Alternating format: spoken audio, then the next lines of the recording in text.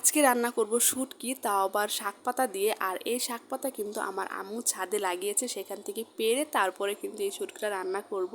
তো আসসালামু আলাইকুম এভরিওয়ান, কেমন আছেন সবাই?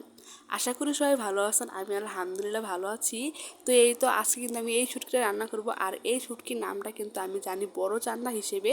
এটা হচ্ছে কক্সবাজার থেকে আনিয়েছিলাম। তো এই তো এগুলো হচ্ছে আজকে রান্না করব, তাও আবার শাক পাতা দিয়ে। তো আজকের ভিডিওটা কিন্তু অনেক বেশি সুন্দর হবে। যারা যারা এখন আমার ভিডিওতে লাইক দেন তারা কিন্তু লাইক অ্যান্ড কমেন্ট করে দিবেন। যদি ভিডিওটা ভালো লেগে থাকে তাহলে এটা শেয়ার করে দিবেন। আমার আইডিতে ফলো দেওয়া না থাকে তাহলে কিন্তু একটা ফলো দিয়ে দিবেন। তো এই তো দেখেন আমরা কিন্তু ছাদে চলে গিয়েছিলাম। আমার আম্মু এই শাক পাতাগুলো কিন্তু লাগিয়েছিল। এখানে কিন্তু অনেক ধরনের শাকই ছিল, মানে পুঁই শাক, তারপরে আলু পাতা, আর হচ্ছে ছিল মিষ্টি কুমড়া শাকও কিন্তু ছিল। তো এইগুলো কিন্তু আমার আম্মু ছাদে লাগিয়েছে। আমার আম্মু তো অনেক বেশি শৌখিন, মানে ছাদে ছোট্ট একটু জায়গা থাকলে সে হচ্ছে সবজি গাছ লাগাবে, তারপরে এই যে শাক পাতা গাছ লাগাবে। তো এই তো এখানে কিন্তু অনেকগুলো শাক পাতা নিয়ে আসছি। এর আগেও কিন্তু অনেক শাক পাতা হয়েছিল। আমরা প্রায় কিন্তু ছাদ থেকে শাক পাতা আনিয়ে তারপরে হচ্ছে শুটকি দিয়ে রান্না করি। আবার লাউ পাতা লাগিয়েছিল, তারপরে হচ্ছে মিষ্টি কুমড়া পাতাও কিন্তু লাগিয়েছিল। ওইগুলো দিয়ে কিন্তু ভর্তা বানিয়েও খেয়েছিলাম আর কি। আমি কিন্তু এর আগে ভিডিও দিয়েছিলাম, আর যারা যারা দেখেছেন তারা তো দেখেছেনই, আর যারা এখনও দেখেনি তারা কিন্তু আমার পেজে দিয়ে দেখতে পারেন। তো এই তো দেখেন এই শুটকিগুলো কিন্তু প্রথমে আমি একটু টেলে নিয়েছিলাম, তারপর এটা হচ্ছে ভালো করে ধুয়ে নিয়েছিলাম। আর এখানে একটা প্যান বসিয়ে দিলাম। এখানে হচ্ছে কিছুটা পেঁয়াজ আমি একটু ভাজাভাজি করে নিয়েছি, তারপরে পেঁয়াজটা একটু সাইড করে দেন হচ্ছে তেলের মধ্যে আমি শুটকিটা কিন্তু আর একটু ভাজাভাজি করে নিয়েছি। তারপরে এই তো ভাজাভাজি যখন একটু কড়া কড়া করে ভাজা হয়ে গিয়েছে তখন কিন্তু আমি সব কিছু একসাথে মিশিয়ে নিয়েছি। আর এখানে আমি দিয়ে দিয়েছি কিছুটা রসুন, একদম ব্লেন্ড করা আর কি। তো রসুনটা আমি এখানে দিয়ে তারপরে হচ্ছে আমি আর একটু ভালো করে কষিয়ে নিব। আর যেহেতু আমি এখানে গুঁড়া মশলাগুলো অ্যাড করব, যার কারণে কিন্তু আমি এখানে সামথিং একটু পানি দিয়েছি। আর এই তো এখানে হচ্ছে সব ধরনের গুঁড়া মশলাগুলো এখন অ্যাড করে নিব।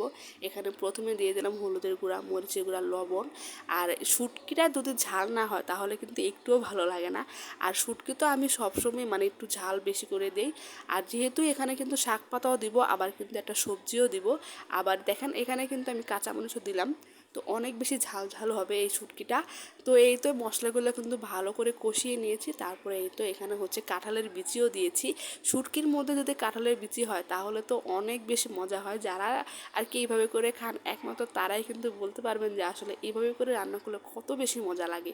তো এই তো লম্বা লম্বা করে কিন্তু আলুগুলো কাট করে নিয়েছিল আম্মু। আর এখানে হচ্ছে কাঁঠালের বিচিগুলো দিয়ে দিয়েছি। তারপরে এই তো আলু আর কাঁঠালের বিচি যখন একটু হালকা সেদ্ধ হয়ে আসবে তখন কিন্তু সব ধরনের শাক পাতা, মানে পুঁই শাক, আলু পাতা, তারপরে ছিল মিষ্টি কুমড়া শাক, সবগুলো কিন্তু কেটে ধুয়ে তারপরে কিন্তু এখানে দিয়ে দিয়েছি।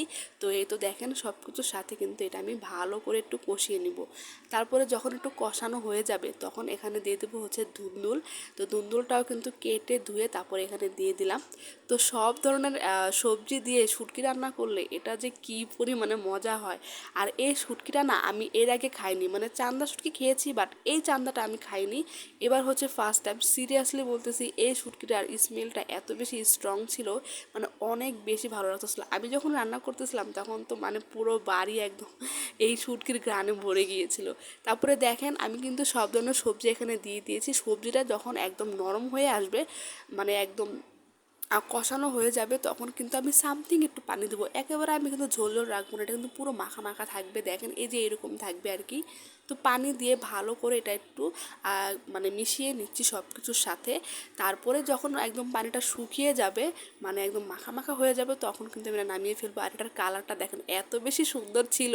কেমন হয়েছে আপনারাই কিন্তু কমেন্ট করে বলবেন।